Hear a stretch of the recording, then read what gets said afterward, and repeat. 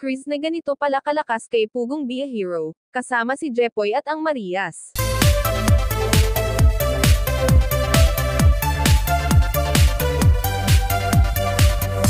Mga kababayan, isang mapagpalang araw sa lahat, mag-ingat saan man kayo naroroon.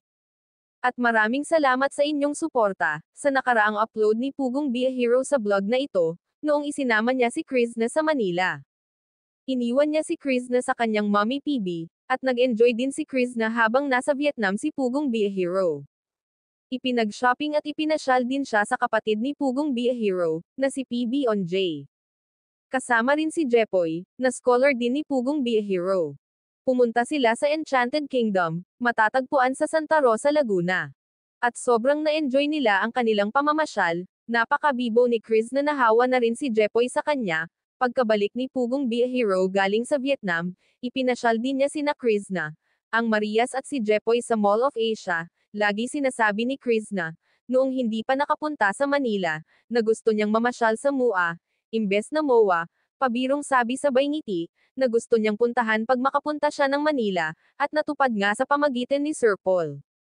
At masayang-masaya naman ang Marias at si Jepoy habang nagbibiyahe sila papunta sa Mall of Asia, medyo malayo-layo din ang biyahe nila.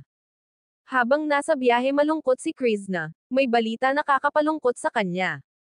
Siyempre pag sa pamilya kahit gaano kasaya ang pupuntahan, pag may balita na hindi maganda tungkol sa pamilya. Magbago talaga ang mood natin, mag-alala tayo, pero noong dumating na sila sa mall nag-enjoy siya. Na parang bata lang na first time nakapag-mall, nag-ala-model pa siya. Magaling din siya mag-model-model, hindi mahiyain basta go lang siya. At bagay din kay Chris na, ang dami ko ring tawa noong naglaro sila sa basketball machine at driving car machine. Hindi ko lang sure kung yan ba ang tawag sa nilalaro ni Chris na. Kahit sino naman siguro matatawa sa kanya kasi sumisigaw siya at hirap na hirap niyang kontrolin ang manibela. Nagbabanggaan na ang mga sasakyan, at na-enjoy naman talaga ni Chris na. Sabi nga ni Pugong Be a Hero enjoy niya muna ang pamamasyal nila.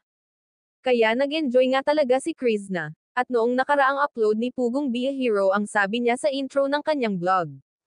Na may pupuntahan daw muna siya at si Chris na muna ang kasama nila Peter Paul at Ralph na mag-vlog. Inihatid nila ang materyales sa pabahay ng auntie ni Chris na. Siya ang nag-host at todo support sila Peter Paul at Ralph kay Chris na. At ipinakita rin ni Chris na kung saan sila nakatira dati. Dahil yung lupa na tinirhan nila dati nabinta ng mga magulang nila. Marami siyang magandang alaala sa lugar na yun kasi doon siya lumaki.